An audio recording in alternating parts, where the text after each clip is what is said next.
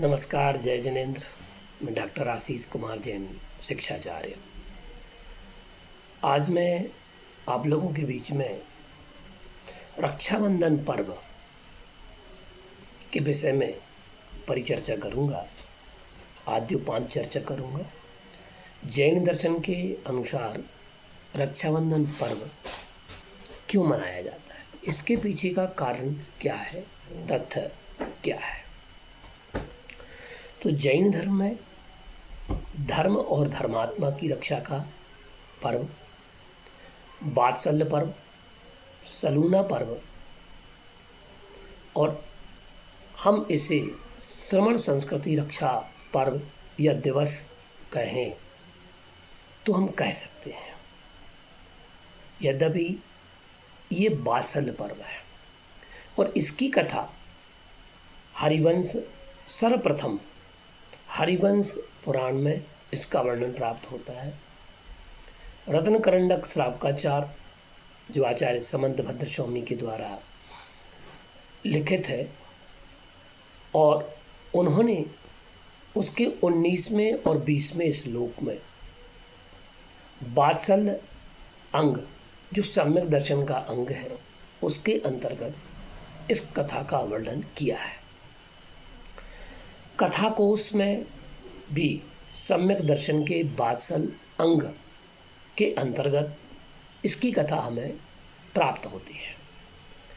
इसकी कथा क्या है, क्यों ये पर्व मनाया जाता है, और इसके पीछे का तथ्य हमें जानना अनिवार्य है, ताकि हम मिथ्यात्व का पोषण ना कर सकें और आज पर्वों का आधुनिकीकरण होता चला जा रहा है। ये हमारे लिए बहुत ही चिंताजनक विषय है और विचारणीय विषय बनता चला जा रहा है कि हम पर्वों का आधुनिकीकरण करते चले जा रहे हैं, जो हमारे धर्म और संस्कृति के लिए बहुत घातक होगा।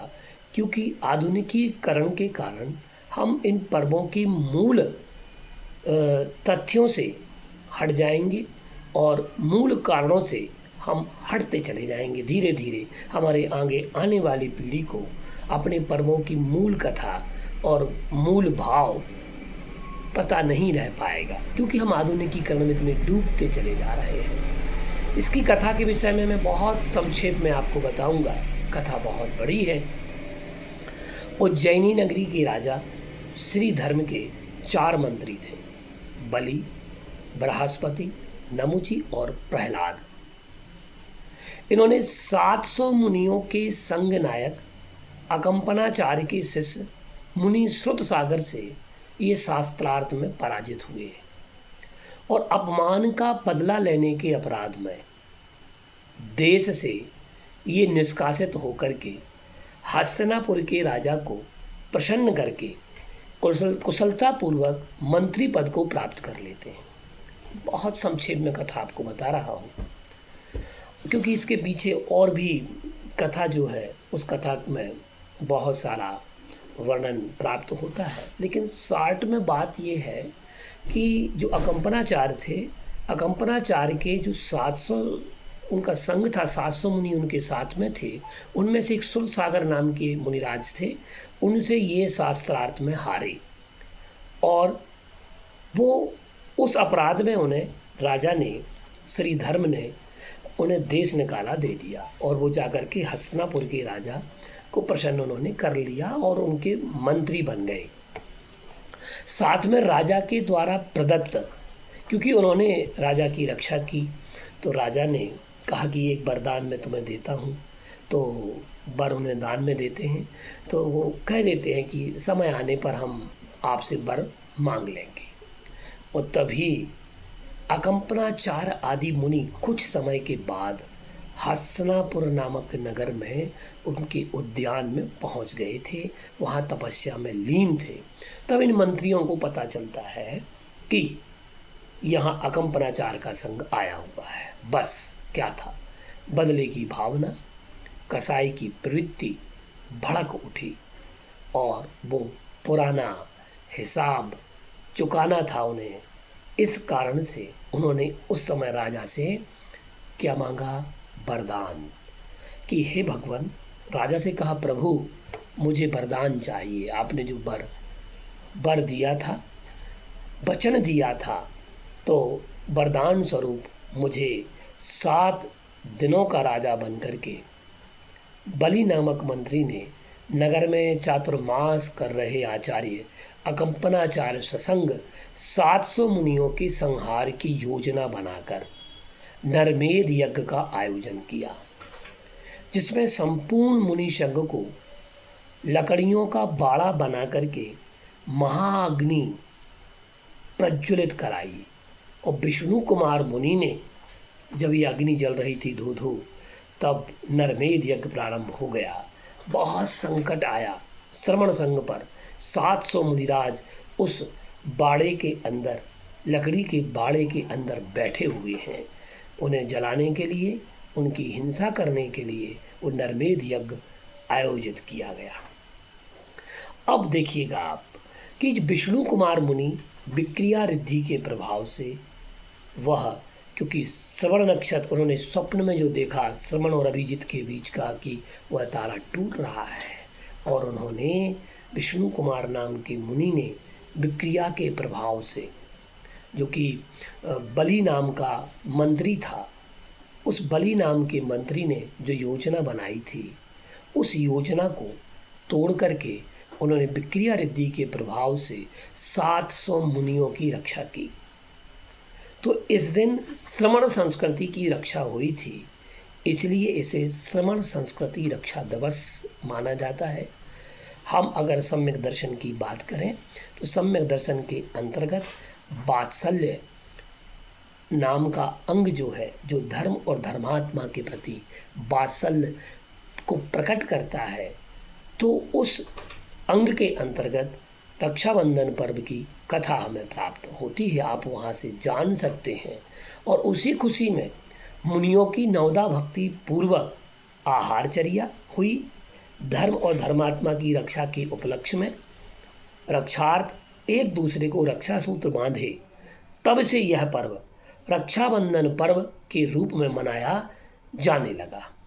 रक्षाबंधन पर्व की हम जयमाला को देखते हैं, पूजन की, तो उसमें भी कहा है कि समकित के वात्सल अंग की महिमा प्रकटी इस जग में, रक्षाबंधन पर्व इसी दिन से प्रारंभ हुआ जग में। श्रावण शुक्ला पूर्णिमा का दिन था, रक्षा सूत्र बंधा कर में, वात्सल्य की प्रभावना का आया अवसर घर घर में। ये बात, ये जो पूजनकार है, पूजन को लिखने वाले हैं, वो कह रहे हैं कि श्रावण शुक्ल पूर्णिमा के दिवस वात्सल अंग को प्रभाव करने वाला ये रक्षाबंधन पर्व मनाया गया, क्योंकि जिस दिन रक्षा हुई थी मुनियों की, उस दिन श्रावण शुक्ल पूर्णिमा तिथि थी। तो इस कारण से श्रावण शुक्ल पूर्णिमा के दिवस ये रक्षाबंधन पर्व मनाया जाने लगा, और धर्मात्माओं ने एक दूसरे को रक्षा के सूत्र बांधे। यद्यपि रक्षा सूत्र बांधने का उल्लेख वहाँ पर आया, आज वर्तमान में प्रचलन रक्षा सूत्र का आधुनिकीकरण होते होते होते, धार्मिक क्रियाओं का आधुनिकीकरण होते होते ये राखियों पर आ गया कि धर्म की राखी बांधना है।